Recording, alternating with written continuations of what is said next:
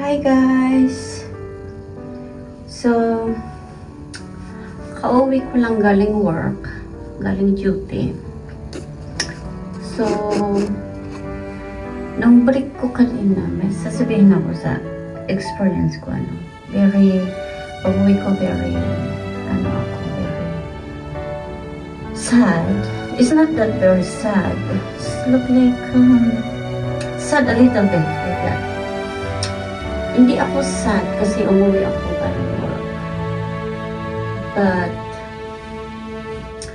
nung nasa break kasi ako, may napadaan sa wall ko na isang content creator. Tapos, nag-share siya about sa TikTok na yung TikTok na to, yung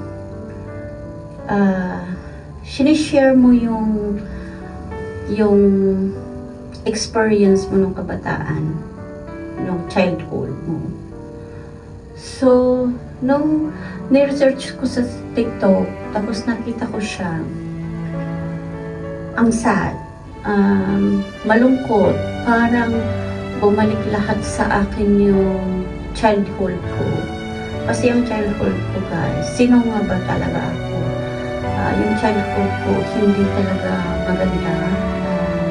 It's not very good experience. So, parang bumalik sa akin lahat ng sadness and pain. And parang nawala yung happiness na ako. Kaya, alam niyo siguro yun, kasi para siyang parang naging content na siya, parang ginawa na nilang content yun. Tapos naging popular siya. So everyone can share their childhood or their motherhood, ganyan. So nalungkot ako kasi parang bumalik sa akin lahat ng pain. Kaya sabi ko, share ko kaya dito yung childhood ko, yung experience ko. Pero baka maiiyak ako. Kasi hanggat sa maaari, ayaw kong maalala lahat ang childhood ko at saka pain. Kasi ako man talaga lumaki sa broken family. Walang tamang pamilya. Walang nanay, walang tatay. Parang nagpalaki lang sa amin yung lola namin na matandang-matanda na. Siyempre matanda na siya. Sa sobrang tandaan niya, siyempre hindi na yun makapagtrabaho. So, nagtatrabaho pa rin siya, pero of course, still may limit. Pero nakikita niya na sobrang liliit namin. So, she don't have any choice na magtrabaho siya, na dapat nagpapahinga siya kasi maliliit kami. May mother naman kami at may tatay kami, pero hiwalay sila, may kanya-kanya na silang buhay. Tapos yung tatay ko, nag-asawa siya, may sarili na siyang pamilya. Taga Davao ang tatay ko. So ang nanay ko naman, Igorot siya, half Igorot. So, nung naghiwalay sila, kinuha kami ng nanay ko, dinala kami sa Baguio, sa Mountain Province ng Baguio. So, iniwan niya kami doon sa lola namin. Tapos yung nanay ko naghahanap buhay. So, nagta-travel siya all over the place in Philippines. Ayun, ang ginagawa niya. Tapos yung kinikita niya, pinapadala niya doon sa isa kong kapatid. Kapatid ko sa nanay. So, siya yung naghahandle lahat, pero hindi nakakawat sa amin. So, kung ano lang kinayon ng lula namin, yun ang paghahatid namin. So, I always remember that kumain kami ng panis na rice. So, tapos yung kabataan ko, ako yung taong sobrang quiet. Hindi ako marunong lumaban, hindi ako marunong gumampi. Siguro may time na masungit ako, may time na hindi. Pero baka, alam mo yun, baka pinagtatanggol ko sarili ko.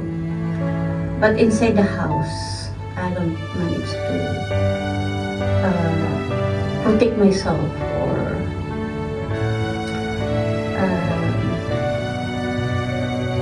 mga tuwiran. Kasi parang pag nangangatwiran ka, parang maliit pag nangangatwiran ka. So yun ang kinagis ng pamilya. Kaya, umuwi ako kanina, sobrang sakit. Kino-compare ko yung buhay ko when I was child, hanggang naging mother ako, hanggang nandito na ako. It's a big difference. Kaya, yan lang muna ang kaya kong i-share sa inyo. Probably yan lang muna ang kaya kong i-share ngayon kasi parang punong-puno ng lungkot ang aking dibdib. Parang, ayaw ko kung bakit ko gustong sabihin dito sa inyo. Kasi kayong dito na supporters ko na nagpapalo sa akin, nakikita niyo ako, especially pag naglalagay ako o nag-vlog ako. I'm always happy. At saka sa narating ko sa buhay ngayon, like sa trabaho ko, very thankful ako. Pero, inside my pagkatao, may pinagdaanan ako na hindi maganda. Sobrang sakit. Pero kinaya ko. Kaya, kayo guys na nakaranas ng katulad ng naranasan ko, hindi yun, huwag natin gamitin yun para excuse na sirain ang buhay natin or magiging masama tayong tao o magiging addict tayo or magiging scammer tayo or something like that. Gamitin natin yun as a good inspiration for everyone and spread love.